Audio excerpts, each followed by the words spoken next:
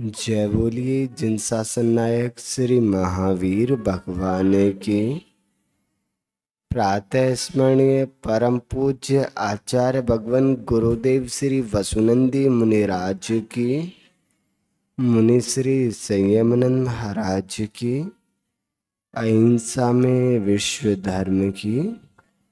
बोली परम पूज्य मुनि श्री 108 शुभानंद जी महाराज की जयकारा जिन देव का।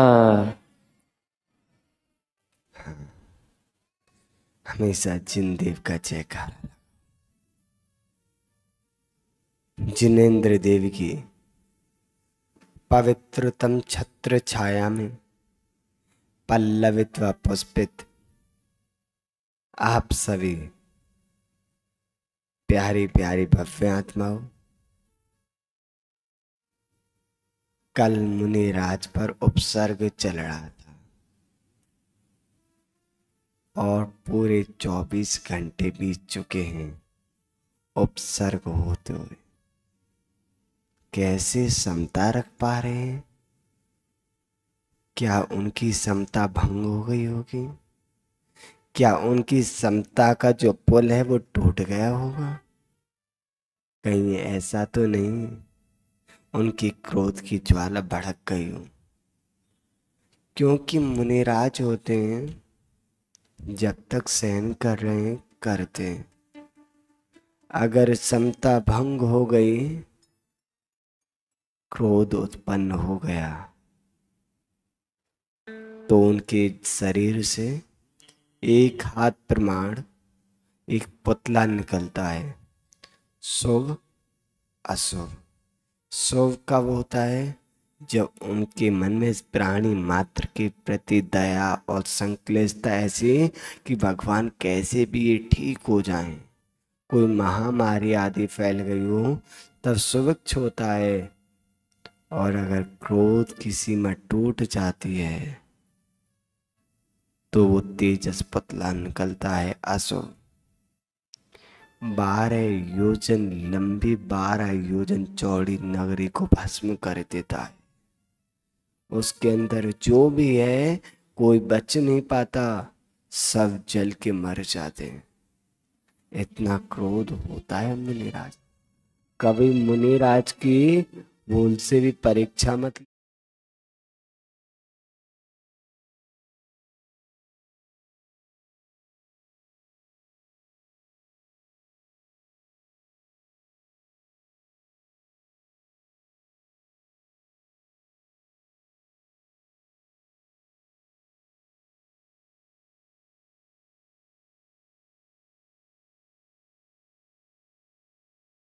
करते हुए अनेकों प्रकार की कुछ चेष्टाएं की, अपने अंग उपांग आदि का अवलोकन कराया, यहाँ तक कि विष्ठा आदि भी उन पे निक्षेप कर दी।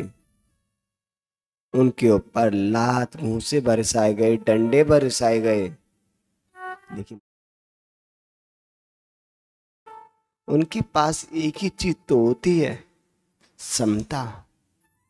समता के अलावा हम लोगों के पास है ही क्या?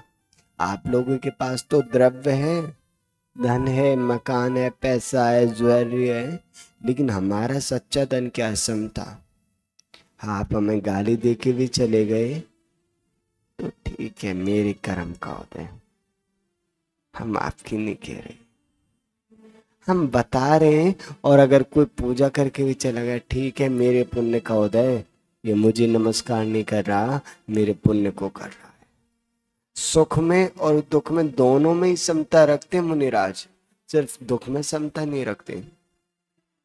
और जब उस वैश्या ने देखा कि इसका कुछ नहीं हो सकता, ये चलायमान नहीं हो रहा, तो अपने वफादार सैनिकों को बुलाया और धक्के दे के मुनिराज को गाली देते हुए अपनी महल हवेली से निकाल दिया।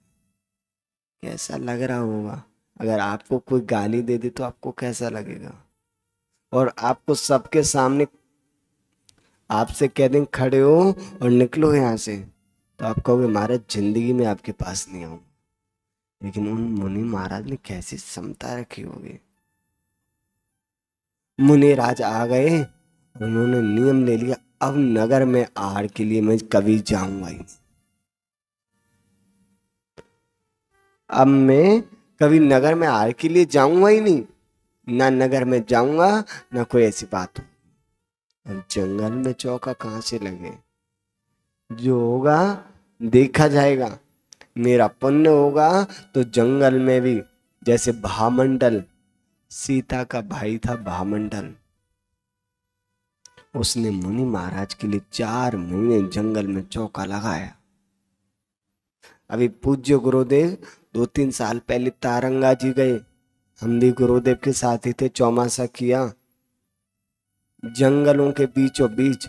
और 300-300 किलोमीटर अहमदाबाद गांधीनगर 250 किलोमीटर से लोग आते, चौका लगाते, रुकते। विपिन जी भाई दलौत, सुनील भाई वगैरह, हार्दिक भाई और बहुत सारे भैया थे, सब लोग 1-1 महीने रुकते जंगलों में। पुण्य देखो, महान भाव। बच्ची है, कोई बात नहीं बेटा, ले जाने का प्रयास ना करना। हाँ कोई बात नहीं, बच्चे ऐसे होते हैं, खेलने दो उसे। हाँ तो मुनि महाराज जंगल में तपस्या करने लगे। बच्चे को छोड़ो, इधर देखो, तपस्या करने लगे। कभी बेला कभी तेला, और पुण्य के उदय से उनके लिए जंगल में भी चौके लगने लगे। लेकिन एक बार वो शमशान में कायस्वर मुद्रा में खड़े थे। कहां पे? शमशान। शब्द कितना भयानक लगता है ना। अगर आपको आज हम कहें एकता, आज आपको शमशान में जाके वहां पर एक माला नमोकार मंत्र की करनी है, चले जाओगे क्या? क्यों, क्या दिक्कत है, किसका डर? अरे जिसको नमोकार मंत्र पे श्रद्धा है, जिसको प्रभु परमात्मा पे भरोसा है, वो कहे महाराज आप 1 घंटे की कहते हो, हम पूरी रात्रि वहां बिताएंगे। अभी बद्रीनाथ की यात्रा करके आए, कई जगह ऐसी मिली, बाजू में खुला हुआ कमरा है, छत पे लेटे हुए हैं हम, और बगल में चिता चले गया शमशान। क्योंकि वहां जगह अलग से मिलती नहीं, यहाँ लेटे हुए खुले में एक चट्टान पे, और बाजू में कब्रिस्तान, और आवाजें आ रही है पूरी रात, बढ़िया संगीत चल रहा है फ्री का। हमारे छोटे महाराज बोले हमसे कि महाराज ये आवाज कैसी आ रही है? तुमने कहा चिंता ना करो, आज आपको दिखाते हैं प्रैक्टिकल। अभी तक तो आपने सुना कि वेंतर वगैरह की आवाजें कैसी होती हैं। हमने टॉर्च ली और नीचे खाई थी, खाई के एक कोने पे रुके हुए थे, इतना सा चट्टान का एक टुकड़ा था, उस पे सो रहे थे दोनों महाराज जी। अगर जरा सी झपकी आई, करवट ली, तो पहले नीचे जाएंगे फिर ऊपर जाएंगे। हाँ बच नहीं पाएंगे। जैसे हमने टॉर्च की रोशनी नीचे खाई में डाली, आवाजें बंद। बोले महाराज ये क्या हुआ? नहीं यही दिखाना चाह रहे हैं आपको। 3-4 घंटे वो आवाज आती रही, साथ में एक बच्चा भी था, बाकी टीम आगे चले। बोले महाराज जी ये क्या हो रहा है? मैं बेटा कुछ नहीं, आप चिंता ना करो, हम हैं ना, और हमारे साथ हमारे गुरु जी हैं, और हमें भरोसा है। लेकिन वो निर्भीक थे। शमशान में कायस्वर कर पूज्य गुरुदेव के बारे में बताते हैं डॉक्टर अंकित भैया कि द्रोणगिरी वगैरह में पहले गुरुजी शिविर लगाते थे, निर्णय सागर जी थे, तो गुरुजी रात्रि में पहाड़ के ऊपर तपस्या करते थे, जाप लगाते थे। भैया लोगों ने देखा, बोले महाराज जी हमने देखा है चांदनी रात और पूज्य गुरुदेव पहाड़ पे खड़े हैं और जाप लगा रहे हैं। इतनी निर्भीकता, हम लोग नीचे कमरे से देखते गुरुजी को। और वह मुनि महाराज कायस्वर में मग्न थे। उसी समय एक विमान का निकलना होता है और उस विमान में कौन बैठा था? उस विमान में वही अवयमती जो मर के वेंतरी बन गई। अचानक से वह विमान रुक गया। क्यों रुक गया? क्योंकि जो मोक्षगामी जीव होते हैं, चरम शरीरी होते हैं, उनके ऊपर से कोई विमान ना निकल पाएगा। उसने देखा इतनी किस्मत शक्ति हो गई कि मेरा विमान रोक दिया, मैं भी तो देखूं जरा। और उसने जैसी नीचे दृष्टि पड़ी, अरे ये तो वही है जिसकी वजह से मुझे राजमहल से निकाला गया, जिसकी वजह से मुझे अनेकों वेदना सहनी पड़ी। उस समय तो इसको देवों ने बचा लिया, आज कौन बचाएगा? आज देखती। वह वेंतरी हट्टास मार के हंसने लगी। महान भाव। और वह उसी समय नीचे आई और मुनि राज को अवसर करना प्रारंभ कर दिया। मुनि राज पे उपसर्ग हो रहा है। एक नहीं, दो नहीं, तीन नहीं, चार नहीं, पांच नहीं, 6 नहीं, 7 दिन हो गए उपसर्ग होते होते। लेकिन मुनिराज तिल मात्र भी ना टिके। और उसी समय वो छपक शरीर पे आरूढ़ हो गए। अपनी आत्मा का चिंतन में इतने मग्न हो गए कि शुक्ल ध्यान की अवस्था को प्राप्त कर लिया। धर्म ध्यान शुक्ल ध्यान में परिवर्तित हो गया। 6वें गुणस्थान से 7वें, 8वें, 9वें, 10वें और 11वें ना जाकर सीधे 12वें गुणस्थान में, जहां पर होता है क्षीण मोह। जैसे 12वें गुणस्थान में पहुंचे, मुंह को क्षीण किया, उसी समय 13वें गुणस्थान में अंतर्मुहूर्त में पहुंच गए। धुंध भी बजने लगी, दिव्य प्रकाश फैल गया, देवों के विमान आने लगे। वेंतरी चारों तरफ देखने लगी, ये क्या हुआ?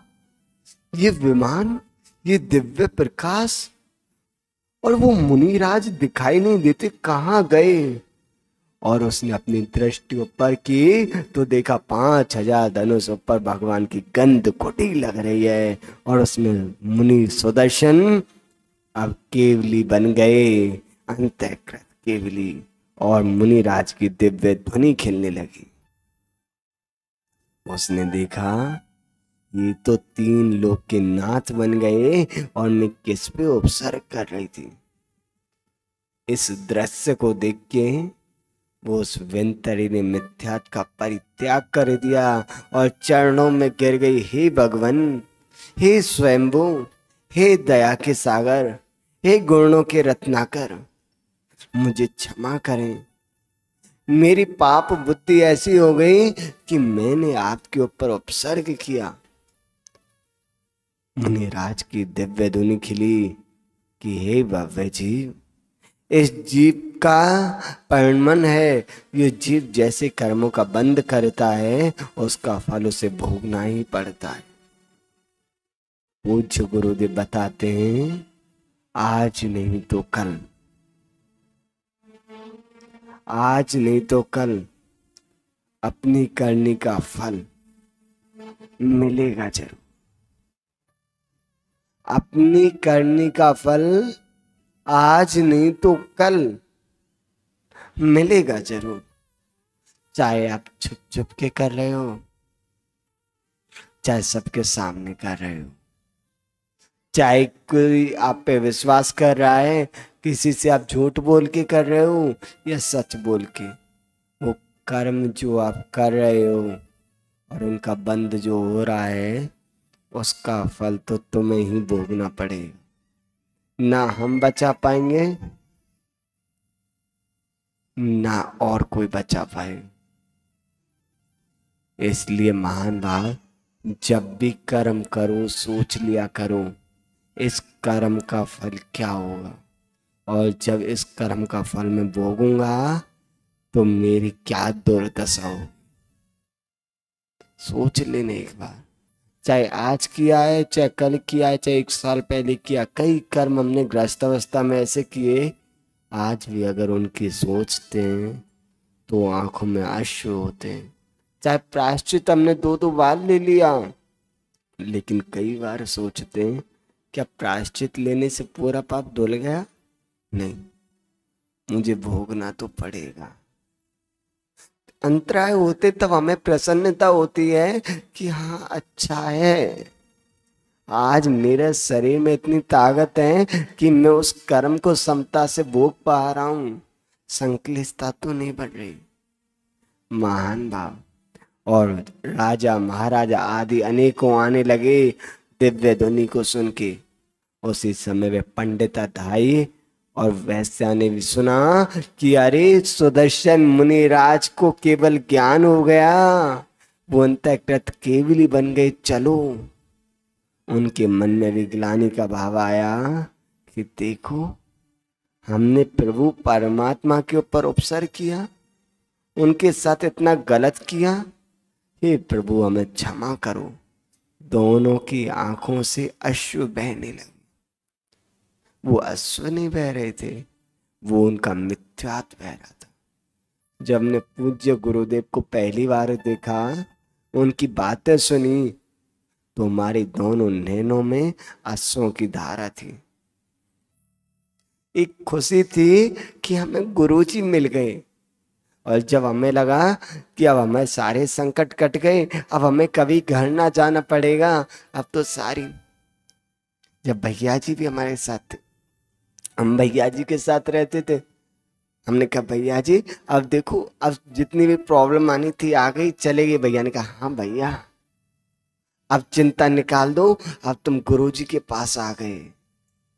और उस समय नैनों में आंसू, भैया ने हमें चुप किया, बोले कुछ नहीं, चुप हो जाओ। और हम गुरुजी के पैर पकड़ के लिपट के रोने लग गए, गुरुजी अब हमें कुछ नहीं चाहिए, अब भगवान से हमें कुछ नहीं मांगना, हमें आप मिल गए।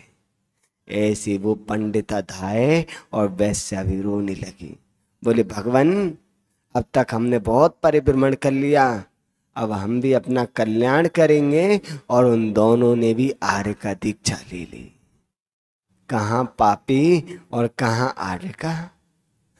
इसलिए हम हमेशा कहते कभी भी किसी से गिलानी मत करो, उसकी इतनी खोटी दृष्टि से मत देखो कि हो सकता है हमसे पहले ये बालक मोक्ष को प्राप्त कर ले और हम घूमते ही रहें।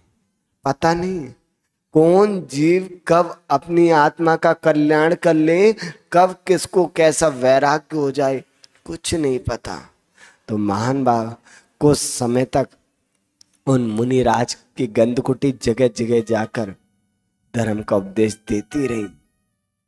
और जब मनोरमा की नगर में भी वह गंधकुटी आई, तो वह भी दिव्य धुनि सुनने गई और अपने पुत्र सुकांत को समझाकर उसे राज्य दिया, और स्वयं ने भी आर्य का दीक्षा ले ली।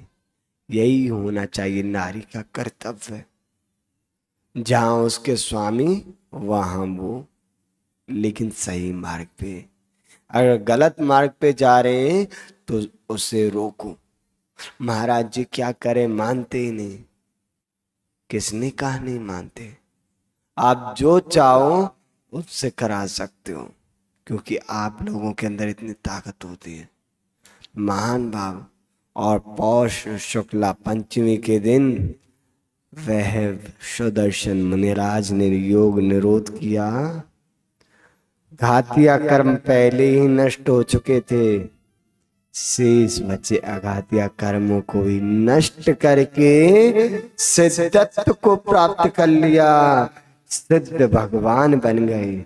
जय बोले सुदर्शन भगवान की। और महान भाव वो मुनिराज अनंत काल के लिए सिद्धालय में बैठ गए। अब कभी उन्हें इस लोक में ना आना पड़ेगा, कभी जन्म नहीं लेना पड़ेगा, कभी मृत्यु नहीं होगी, कभी बुढ़ापा नहीं आएगा, कभी भूख नहीं लगेगी, कभी प्यास नहीं लगेगी, कभी आरती नहीं होगी, कभी रति नहीं होगी, कभी कोई शोक नहीं होगा, कभी कोई भय नहीं होगा। सभी दोषों से मुक्त हो गए और अनंत काल के लिए वह आत्मा शुद्ध हो गई। और उनके साथ में जो मुनिराज थे, किसी ने मोक्ष को प्राप्त किया, किसी ने स्वर्ग को प्राप्त किया और अपने अपने कर्मों के अनुसार अपनी अपनी गति को प्राप्त कर लिया। तो महान भाव, आज यह शुद्ध सुबह की अद्भुत यात्रा पूर्ण हो गई। अनादि काल से ये यात्रा चल रही थी, लेकिन पौष शुक्ला पंचमी के दिन वो यात्रा पूर्ण हो गई। अब विश्राम करेंगे। कब तक? अनंत काल तक। बॉलखेड़ा में कविता लिखी थी पहली बार, थक गया हूं बस चाहता हूं आराम। थक गया हूं बस अब चाहता हूं आराम। बहुत भाग दौड़ कर ली, बहुत अपना पराया मेरा तेरा बहुत कर लिया, अब नहीं करना कुछ भी, अब मुझे आराम चाहिए। महाराज रात में आराम तो करते हो, ये आराम नहीं, मुझे अब सच में सुकून चाहिए, शांति चाहिए, अब नहीं है कोई मेरा। ये पहले मैं जानता था, अब ये बात मैं मानता हूं। और जब से सच बताएं, इस बात को मैंने माना है, उस दिन से बहुत प्रसन्न चित्त हूं। चाहे शारीरिक कष्ट कितना भी हो, मानसिक कष्ट छू भी नहीं पाता। आनंद है। कोई कहे हम जा रहे हैं, ठीक है भैया आशीर्वाद। कोई कहे महाराज हम बात नहीं करेंगे, ठीक है भैया आशीर्वाद। अरे जो जा रहा है उसे कौन रोकेगा? और एक बात बताएं आपको, जिसको जाना है वो पहले ही अपने माइंड में पूरी भूमिका सेट कर लेता है, उससे तो बस फॉर्मेलिटी करनी होती है। तो महान भाव, इस प्रकार आज ये यात्रा पूर्ण हुई। हे जिनवाणी माँ, इस कथानक को सुनाने में हमारे द्वारा प्रमादवश कोई भी शब्द स्खलित हुई हो, आगम के विरुद्ध कोई बात हमारे मुख से प्रमादवश निकली हो, तो हे माँ हमें बोधि की प्रदान करना, क्षमा करना, जिसके माध्यम से हम भी अपनी आत्मा को उन सुदर्शन मुनिराज की तरह पवित्र और पावन कर सकें। इतना कहते हुए अपने शब्द श्रृंखला को विराम। जय बोले महावीर भगवान की।